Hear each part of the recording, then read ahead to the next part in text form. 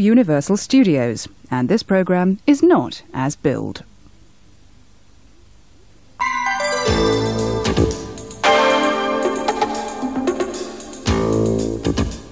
Morning. Good morning. Good. Another day.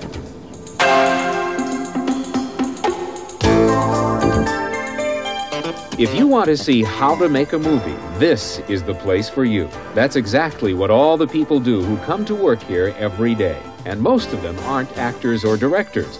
They're carpenters, electricians, painters, tailors, all kinds of people with all kinds of skills. That's because the people who really make the movies are people who can make just about anything and make anything happen. I think we're going to make this look as if it's about 6 or 7 years old. Well, neon really brightens things up. That's correct. Give me 4 spares. I don't want to have to wait. And what makes Universal Studios such a special place for the rest of us who don't make movies for a living? Something that's as old as the studio itself.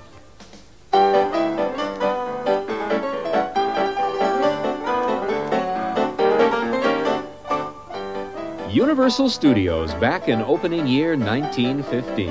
Hard to tell the actors from the crew here. They all seem to be having a ball. But Universal's founder, one-time Nickelodeon owner Carl Laemmle, wanted the public in on the act too. So for 25 cents, visitors got a box lunch and a chance to watch silent movies being made. It was the first Universal Studios tour, and it lasted until the advent of sound in the movies put an end to live audiences on the set. In 1964, the public was again invited behind the scenes for a brand new kind of Universal tour.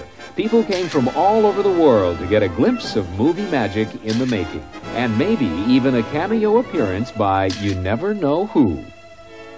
You know who I am. I'd like to tell you about Universal Studios Tour. They have sets, stuntmen, action, special effects. Well, we're now leaving Stars. our lot, entering our back lot. This is known as Colonial Street. You do meet the strangest people on the tour. Today, MCA Entertainment is keeping all the great traditions born at Universal alive and well by continuing to add new titles to the thousands of movies and television shows released under the Universal and MCA logos, and continuing to treat millions of visitors a year to an experience so unique it's become one of the most popular man-made attractions on Earth. Good afternoon, ladies and gentlemen. Welcome to the Universal Studios Tour. The tour takes you all over this 420-acre movie empire. Inside, around, and through a series of adventures that bring you closer to the movies than you've ever been before. Now hang on, because your video tour is about to take you even closer than that.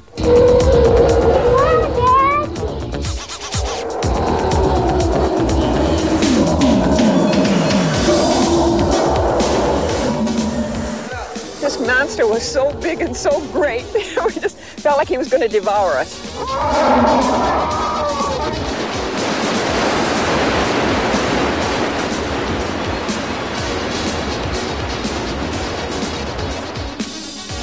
Ladies and gentlemen, we're now entering Amity Island, the town that was terrorized by a great white man-eating shark. Look out, ladies and gentlemen, he's coming up on the side of the tram.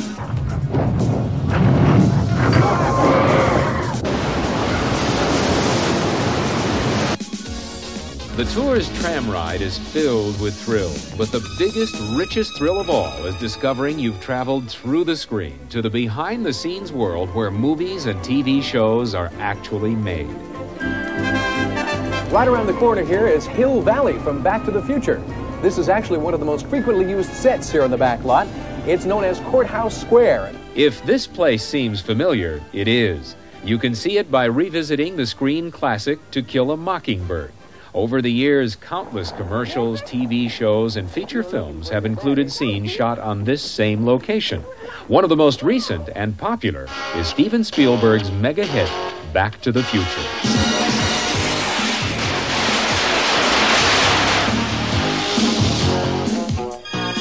We're standing here at Courthouse Square where Back to the Future was photographed. We actually had a situation where we had to create 2 different time zones. And one was present day, and the other one was going back 30 years. We landed up coming in and aging down the sets, changing some of the facades, changing some of the signs, And we actually came back in here and tore out all this grass that you see behind me and came in and asphalted over it for the present-day shots. Universal's art department staff includes hundreds of behind-the-scenes experts who actually do the making in making movies. As an art director, what you're trying to do is tell the story visually, as well as the actors telling the story in words and in action. So if you end up leaving a piece here and a piece there out of it, it's like the actor leaving a couple of ands and ors and buts out. Pretty soon it doesn't start making sense. These are the details that count to the movie makers behind the cameras. Pieces of wood, buckets of paint, rolls of wallpaper, and skills of every sort. Well, I'm giving character to a set. Very few sets actually go to stage, and actually with the paint that we originally do on them. We have to age them, give them character, and make them look like real life. Not only does modern movie magic mean being able to make fiction look real, it also means being able to make anything the fiction writers can dream up. The art director can separate the fantasy from the reality as far as we're concerned. Here in the mill, we take what they've got, what they need, and we prefab mostly parts for sets. We don't have a whole lot of lead time. If they wanted it tomorrow, they say, I'll ask for it tomorrow. Winston Churchill's famous line, "Give us the tools and we will finish the job," fits this giant mill to a T. This place has every tool the most dedicated craftsman could ever want, including some you won't find in any hardware store. You've heard of word processors, but have you ever heard of a sign processor? These keys are just another key to movie magic.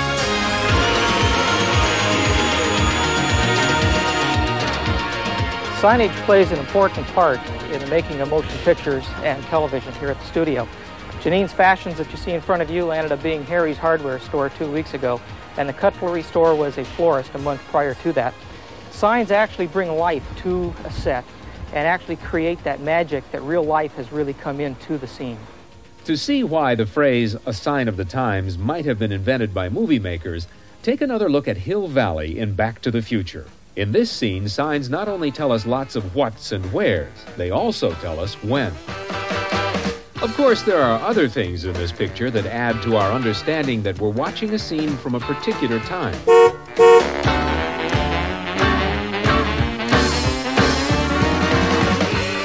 If these cars look pretty as a picture, it's no wonder. They're picture cars, the term that describes any car featured in a moving picture. Like everything else in the world of screen entertainment, picture cars require all kinds of planning and attention. They have to be from the right era, of course, and in the right condition. For cars that are really non-existent, sometimes we have to go out and create a vehicle that doesn't currently exist, such as this one that was used in Back to the Future with Michael J. Fox. It was originally a DeLorean that's had quite a bit of modification, as you can see. The car is actually a running vehicle that's still drivable, even though it may not be street legal. Jesse Sperry helps make sure all the picture cars at Universal look just the way you'd expect them to. Or not expect them to in some instances.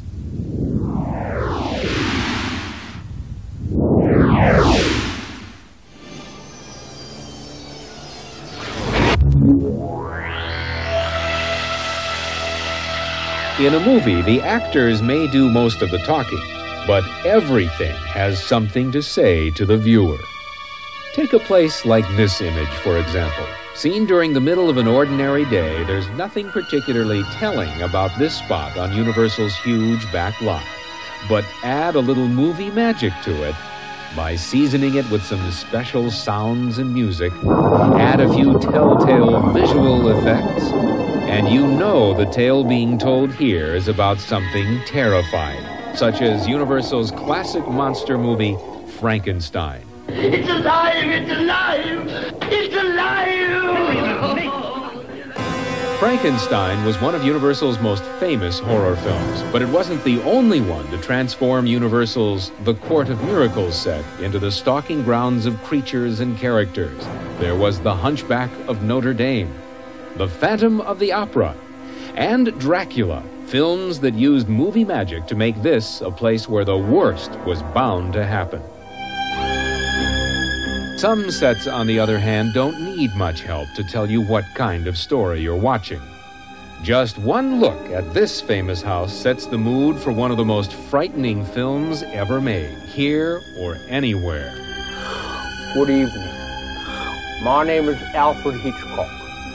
Welcome to the site of what many consider to be my scariest movie ever, Psycho. In the second half of his career, Alfred Hitchcock shot most of his films at Universal. He became such a fixture here, you could almost say the studio was his home away from home. Not this home, of course. This one belonged to a fellow named Norman Bates. But in one of his most memorable on-screen appearances, the master of suspense did take audiences on a guided tour of the place. And in this house, the most dire, horrible events took place. Hitchcock produced this tongue-in-cheek visit to his Psycho house to promote the movie's premiere. Today, on MCA's home video release of another Universal horror classic, The Bride of Frankenstein, you can see all of this priceless performance for yourself. And, of course, you can still see the Psycho house for yourself when you take the Universal tour. Well, the murderer, you see, crept in here very slowly. Of course, the shower was on, there was no sound. And,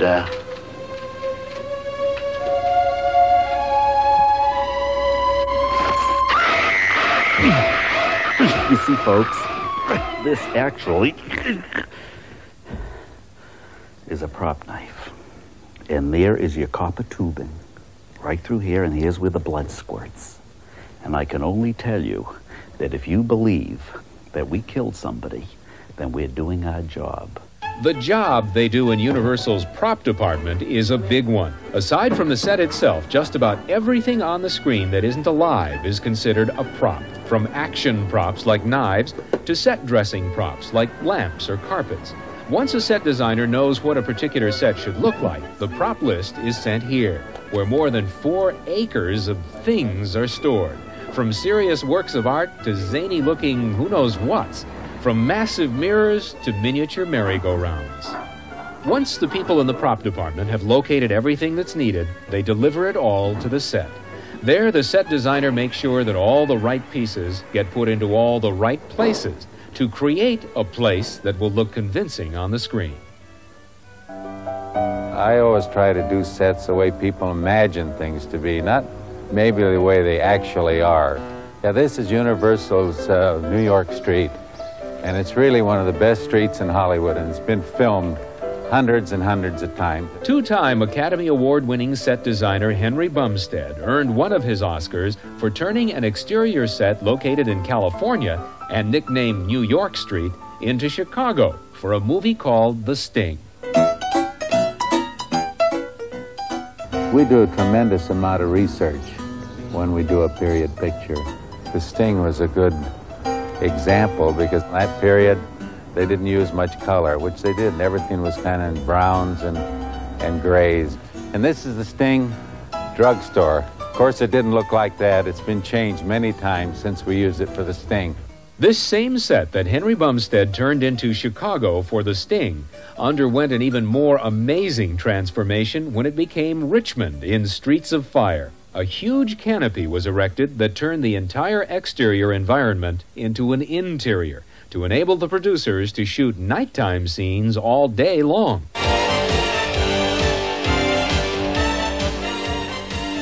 Actually, a lot of shooting at Universal takes place indoors, in one of several massive enclosures that offer control not only of light and weather, but of sound as well, which is why they're called sound stages.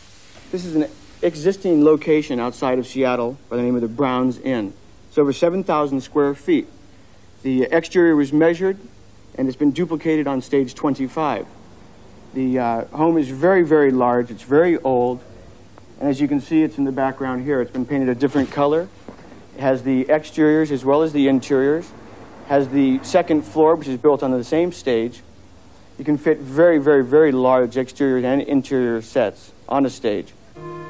Imagine working in a building big enough to house another building, or several rooms from a very large, luxurious home.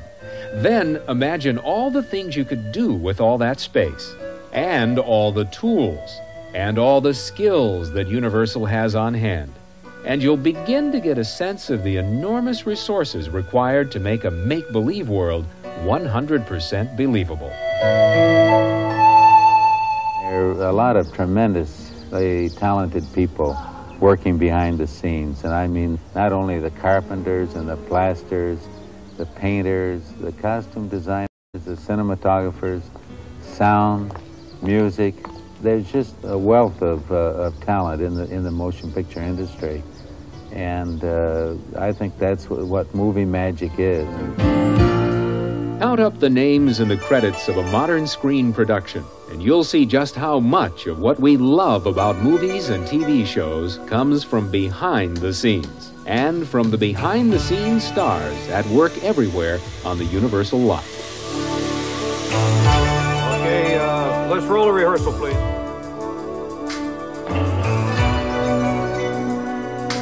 .35 is going to be used as a contestant holding area. You name the stars and we walk for them. We come into work every day. It's truly like Lifting the top up on this huge toy box. Okay, line it up. Let's have a playback on that. After that, pretty much is ready to go to the movie theater. It all adds up to this, a legacy of screen entertainment, featuring films of every kind, from wacky comedies to horror classics, to wild and woolly westerns.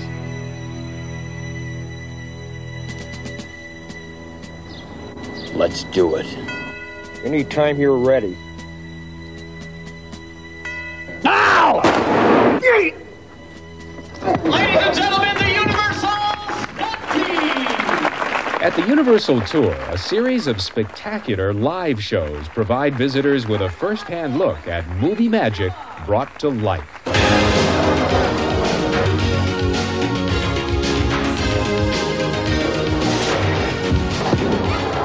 Turn, hold it. How you feel? bad fall, real bad fall. I think an audience appreciates a live show where we have to depend on everything working, because if we goof, and that has happened in the show, then the audience sees that. So it keeps us pretty much alert. In a movie, a stunt performance involves substituting your body for someone else's for dangerous bits of business. In this show, the performers have to master a wide range of difficult stunts and know how to do the acting as well. And on top of that, they have to be funny on cue. The most important thing and the most basic thing is timing.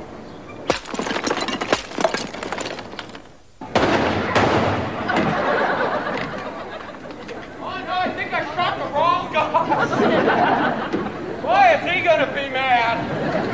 Don't turn around! I've always tried to approach this as a sort of a long-running play. I mean, who knows? With the acting experience I'm learning day by day, maybe I'll become the next John Wayne. You don't believe that, though, do you? Being the next John Wayne is every actor's dream. And speaking of actors, actors?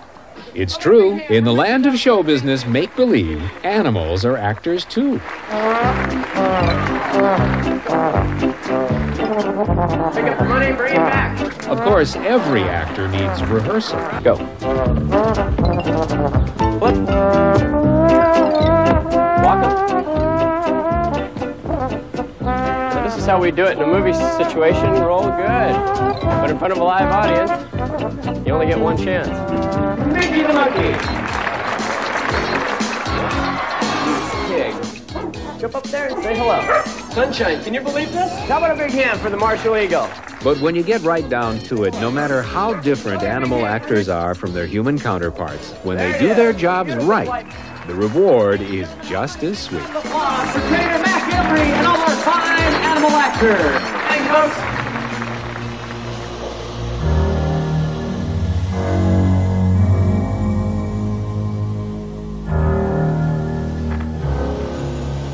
In addition to all the classic kinds of entertainment showcased at Universal, a new generation of presentations is combining the look of today's spectacular movie special effects with the impact of living, breathing reality. The Adventures of Conan, a sword and sorcery spectacular.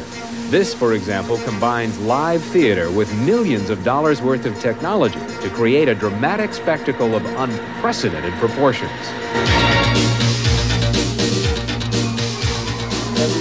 What Conan is a compilation of every single live special effect that you can do. It's got all these various effects: lasers, fire, pyro, magic. It's got CO2, it's got smoke, it's got animation, all these things in one place. So from that standpoint, it is the state-of-the-art kind of show. Conan's huge stage setting conceals an even larger collection of high-tech equipment, including a massive sense-around audio system that can bring a dragon's howl to life.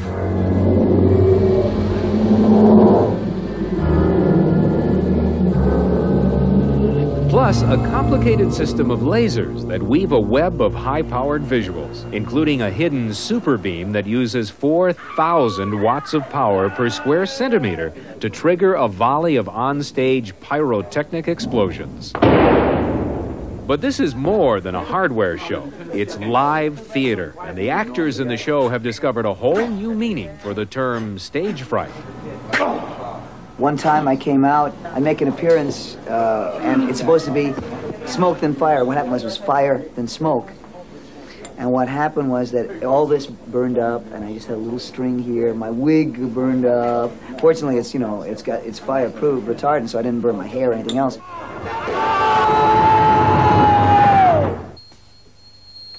Ah, the magic of the theater. In what may amount to the ultimate combination of ingredients, the Conan Spectacular has applied the skills of advanced designers with the tools of tomorrow's technology to create a character bigger than any human performer has ever played.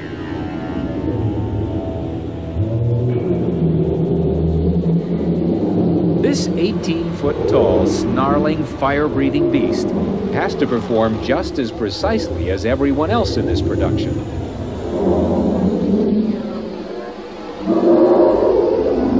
We computer program him so that he goes through a certain series of movements, and he comes up and he does the same thing for every single show. He's basically got to be in the right place to fire his laser eyes and to fire the fire out of his mouth every single time so that the actors know what to expect. If technology is one of the players in Conan, there's another mega attraction at Universal that's made technology king. King Kong. This beast's sheer size, realistic expressions, and hot winds of banana breath are just some of its many remarkable features. But what's most remarkable is the entire concept behind this new approach to how to treat an audience. In essence, we've now got the guests eye to eye, just feet away from King Kong, and they're actually participating with him swinging the bridge back and forth for, it's got to be sure, imminent disaster. We escape out of there, needless to say, to live and tell the story over and over again, and that's just a bit of movie magic that happens in 2 minutes and 20 seconds, resets, and essentially happens every 3 minutes all day long. Unlike Conan or King Kong, the newest attraction created by Universal's special effects wizards isn't based on fantasy, but on one of reality's most terrifying events. If you think being in an earthquake is eye-opening, look at what it takes to make one happen. To begin with, you'll need to build one of the largest sound stages on Earth.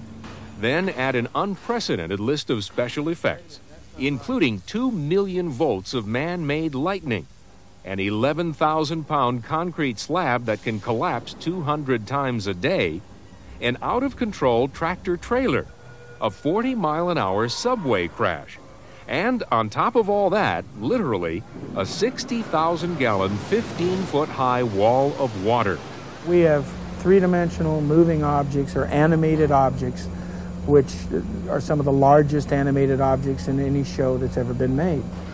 Where else but in the world of special effects can you experience a devastating 8.3 earthquake and know you'll come through without so much as a scratch? On this set, we're going to have a lot of overlapping action that will be seen from a variety of point of views. Behind this new generation of powerhouse entertainment is a powerhouse team of design and engineering talents. Everything that happens for MCA Recreation and Universal Studios and the tour originates here. And we're responsible for guiding it all along the way. Initially, what happens when you develop a project, you start off with some real quick sketches so that you have a common denominator that everyone can work from. Okay.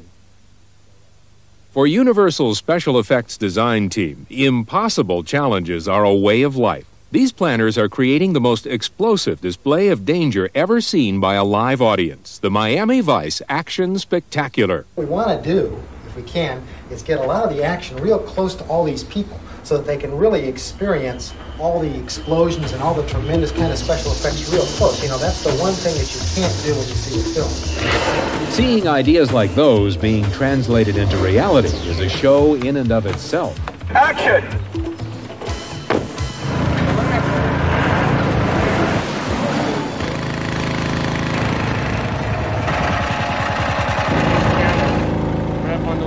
I've probably got 15 contractors out there right now working just on the effect stuff. Can I get those plywood out of there? Watching this crew mount a show about a battle is an example of life imitating art. I need to get that plywood out of the control room.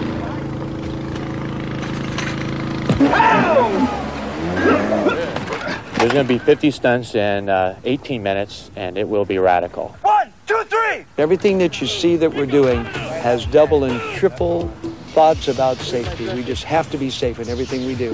Action! 1, 2, 3, 4, 5, 6, 7, 8, 9, 10. Believe me, if your timing is off, you can make one mistake and you have the end result of this. But when it all works right, which is almost all the time, you have an end result that looks like no other live show you've ever seen.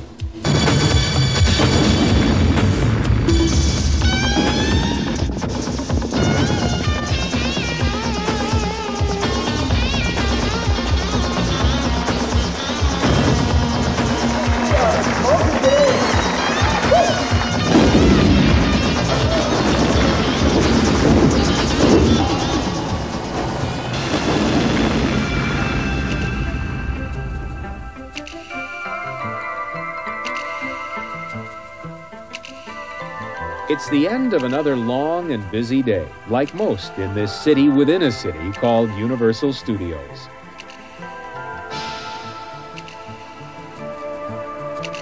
Thousands of guests leave with their mementos of a visit behind the scenes, a snapshot, a t-shirt, or a memory of something unforgettable.